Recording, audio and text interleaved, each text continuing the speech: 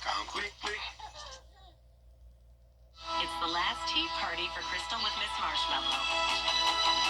And Sarah's first day of management training at Goodwill. When you donate to Goodwill, you help provide skills training and career placement. And the things you loved start in your life too. The Live 5 for 6 Skyview Network, sponsored by Terry Lambert Hyundai. It's a cloudy Thursday for us with a few light showers around. This is what we're watching on Live 5 for 6. And as we go into the weekend, rain chances are going up, and so are the temperatures. Stay with us for all the details. Right now, News Channel 6 at 6 with just a few days left until the new year. The Peach State is cracking down on organized retail crime. How they're doing so as your news at 6 starts right now. Live from Television Park, this is WJBF News Channel 6 at 6. Good evening, everyone. I'm Archip Sashadri. Thanks so much for joining us tonight. Brad and Jenny have the evening off. Coverage you can count on starts right now with Georgia cracking down on organized retail crime this year, especially as we enter the final stretch of the holiday season. Georgia's first statewide organized retail crime unit launched earlier this year back in July, and it's part of this year's state budget, hoping to lower those retail theft stats. New data from the Council on Criminal Justice shows a 14% spike in retail thefts this year at higher rates in November and December due to more shopping in stores. Georgia's Attorney General, Chris Carr, says the Peach State can count around $3 billion lost due to retail theft every year. That includes about $1.6 billion in stolen items and more than $300 million in lost tax revenue. So throughout the year, criminals are trying to stay ahead of it. AI is now going to be an issue that we're going to have to deal with as it relates to scams. So we've got to continue to focus our resources and our time and get our expertise to make sure that we're keeping Georgia safe. The AG says crimes of opportunity spike up over the holidays, and these type of crooks are usually linked to gang activity, trafficking, bribery, corruption, and money laundering. We're doing more and more online. We're shopping online. We've got more personally identifiable data that we're storing online. We've got to make sure that we're going after criminals that are doing it the wrong way. Small business owners say retail theft means more added security costs and forces them to raise prices, which ultimately hurts you, the consumer. The AG says it's not just in-person crime, but also online thefts that are on the rise. One, because we need to protect businesses that are doing it the right way. And two, this is an issue of violence as well as a financial crime. We've seen images of employees at certain stores being knocked down by these groups. We've seen customers that are getting hurt. Governor Brian Kemp says the task force will continue to protect Georgia businesses and punish those who try to steal by profiting from the innocent. To stay safe as a shopper, you should use credit cards instead of cash, and make sure that you don't leave any of your items in plain sight. And if you make large purchases towards the end of this year, do so towards the end of your shopping trip instead of doing it early on. Now, data from the Attorney General's office shows that nationally, more than $125 billion is lost due to organized retail theft, with 3 out of 4 retailers even reporting physical assault against a store employee. Well, several of you may have already opened up some of your gift cards from Christmas morning, but there are some things that you still need to know. The FBI in Atlanta is warning of an uptick in holiday gift card scams this year, saying this is costing Georgia companies hundreds of thousands of dollars. Investigators say scammers are placing fake barcodes on the back of a gift card so that when you go to buy that gift card, the cashier then scans the fake barcode. Then that quietly pushes that money into the scammer's account and leaves your gift card with a zero balance. Scammers are actually going into retailers where you see the big shelving with a whole bunch of different gift cards on it. They're taking those gift cards and actually shoplifting the cards out of the store. They're taking them to wherever they're operating out of and scraping off the foil off the back. That gives them the code for that gift card. And it also alerts them when there's money put on that card. Investigators say to protect yourself, make sure your gift card barcode matches the packaging barcode, and also look out for any signs of damage on the gift card. All right, now time to take a quick look with our check of weather with Chief Meteorologist Jenna Petracci. Jenna, a little bit of a gloomy day, but I understand that there's some good news in sight, sort of, right? Yeah, if you like the warmer weather, it will definitely be a treat for you this weekend as we are going to be feeling like spring. Temperatures are definitely going to be on the rise, and we'll get into that in a moment. But right now on Live Viper 6, in addition to the cloud cover, we also have some rain. Here's a closer look at Richmond and Aiken County. Notice some sprinkles here and there. That also goes all the way up towards around Saluda County. Bridge Spring, Johnston, you're seeing some rain. Further down towards the south, Burke County, Jefferson, and Emmanuel near Midville, some showers coming down. But overall, not much to dampen your evening commute. It is definitely damp outside, and you can see that here in Waynesboro, but no heavy rain or thunderstorms to worry about. Our almanac today at Augusta Busch Field showing we picked up on just 0.02 inches, so nothing significant. Our low this morning was pretty cold, 34 degrees, and our high today was 10 degrees below average, only made it to 50. Right now, we're seeing the 40s across the board, 46 in Thompson, 48 in Allendale. Millen, you're at 49. Same thing in Bamberg. 45 in Crawfordville and Gibson, 46 in Edgefield, 47 in Lincolnton. It is a bit cooler than it was yesterday, especially in places like Louisville, 13 degrees cooler. So the temperatures are going to be chilly over the next day, but then as we go into Saturday, that's when we'll see a warm up along with more moisture moving in. But in the meantime, those dew points are still pretty low, seeing the 30s. So that's why the rain is all very light. So winds are coming in from the northeast up to around 8 miles per hour. And you can see here on satellite and radar more scattered showers, especially along the South Carolina coastline. And then zooming out here, high pressure to the north is driving in a northeast wind, leading to that wedge effect. And then out towards the west, we have a low pressure system bringing widespread rain. And in between this warm and cold front, we actually have some tornado warnings happening now in eastern Texas. For us, the rest of this evening, it's going to be cloudy and chilly. 45 degrees is pretty much where we're staying. And over the next few days, clouds are sticking around. Rain chances going up, and so are the temperatures. 70 degrees by Saturday and Sunday. Coming up, I'll have a look at your full 10-day forecast and how long those warm temperatures will last. But back to you, Archie. All right, Jenna, thank you for those updates. The Patch Augusta's Municipal Golf Course is closing for a year-long renovation starting this weekend. The nearly 100-year-old golf course will undergo a full-scale renovation starting January the 1st. The Patch project is a joint effort between the Augusta National, the Patch, Augusta Technical College, and the First Tee of Augusta. The goal is to strengthen public golf in the community as well as foster opportunities to play the game and work in the sport.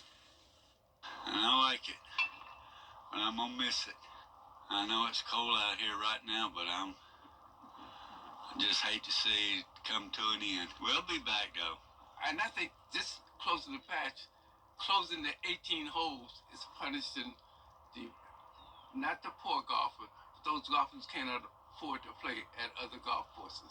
I understand the Nationals doing it, and I think that's great, but they should make some arrangements where individuals that cannot afford to play at some other golf courses give us some vouchers, or let us talk to them other golf courses and let us play at a cut rate, the same rate as Patch. The last day to play at the Patch is December the 29th. It is expected to reopen in 2026.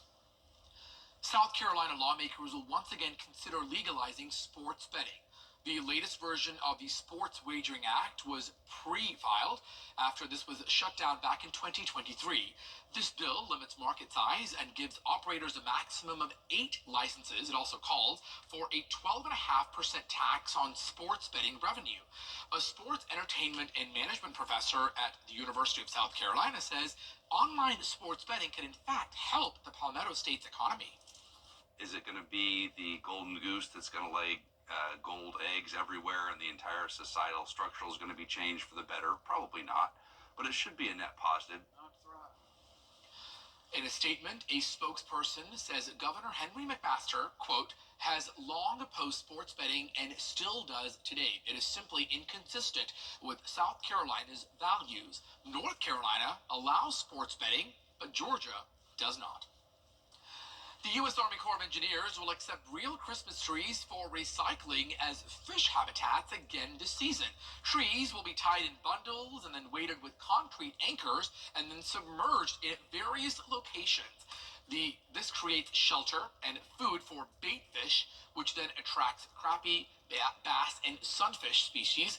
Ultimately, the recycled trees then benefit the fish as well as the angler.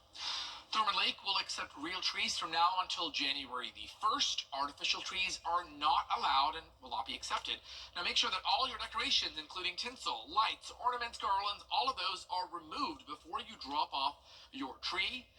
Some of the other locations here in Georgia include the Amity Day Use Boat Ramp and the Keg Creek Boat Ramp. In South Carolina, you can drop off your real trees at the Below Dam Day Use Park, the Dorn Boat Ramp, and the Parksville Day Use Boat Ramp area. Well, coming up next, President-elect Donald Trump is asking...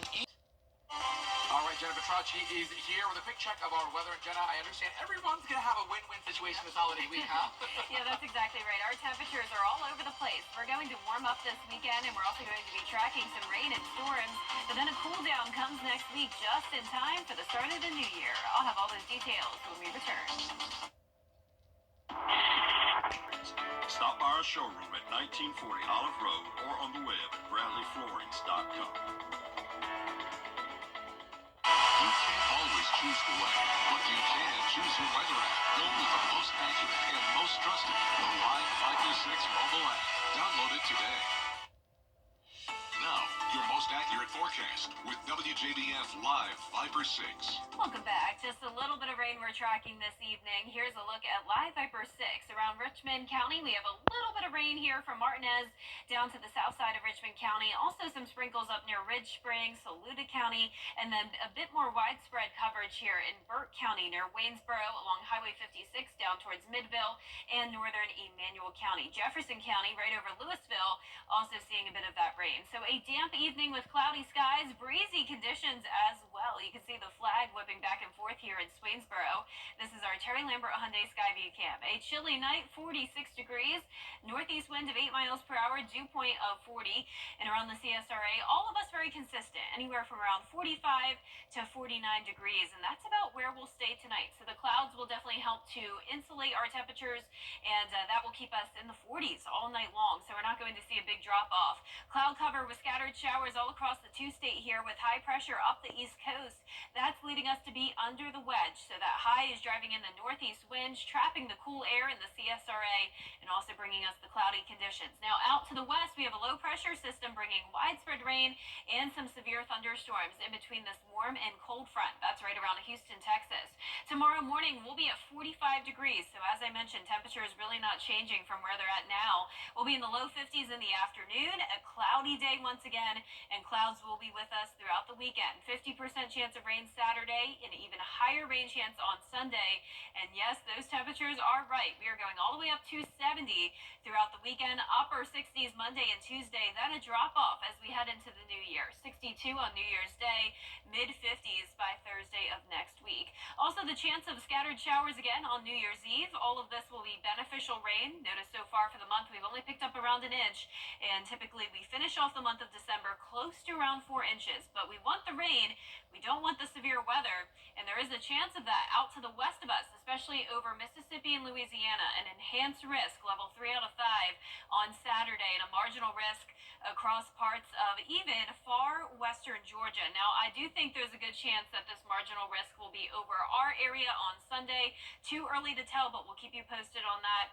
In the meantime, tonight, cloudy skies with a few sprinkles around. Friday is pretty much a repeat of today. Saturday morning starting out mostly dry, but then by Saturday evening, a few heavier downpours possible, maybe some thunderstorms all ahead of this cold front. And then as we go into Saturday evening, that approaching low pressure system will bring us the higher chance of rain as we head into Sunday. But for Saturday, it won't be a complete washout. So if you want to get out and about and enjoy those warmer temperatures, you definitely can do so. Just keep an eye on radar. And of course, if you hear thunder, head indoors, especially later on in the evening. Our low temperatures tonight will be in the upper 30s through mid 40s. Our highs tomorrow will be in the mid 40s in some places, upper 50s in others. So that wedge will start to break apart in some spots. A 10-day forecast showing the warmer temperatures Saturday through Tuesday. Wednesday of next week. Then our highs are going all the way down into the upper 40s by the end of next week, and we'll see some below freezing mornings. Now, congratulations to today's umbrella winner. That is Rosetta Brown from Aiken, South Carolina. Rosetta, you can pick up your umbrella here at the station and sign up to win yours on WJBF.com. All right, congrats to Rosetta. And some good temperatures. There's something for everybody, right? Yeah, exactly. It's going to feel like spring. Can't believe it. I'll take those 70. I won't complain. Well, the Georgia Tech Yellow Jackets are preparing for their bowl game against Vanderbilt. More on that next. It's the one thing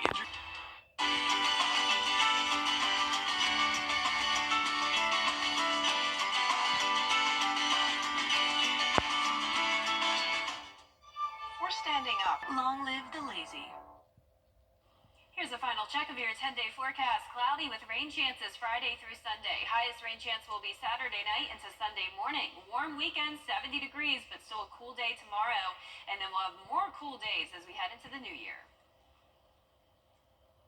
Well, if you plan on visiting Finland anytime soon, you can enjoy a unique dinner in a restaurant that's completely made of ice, especially if you like the cold temperatures.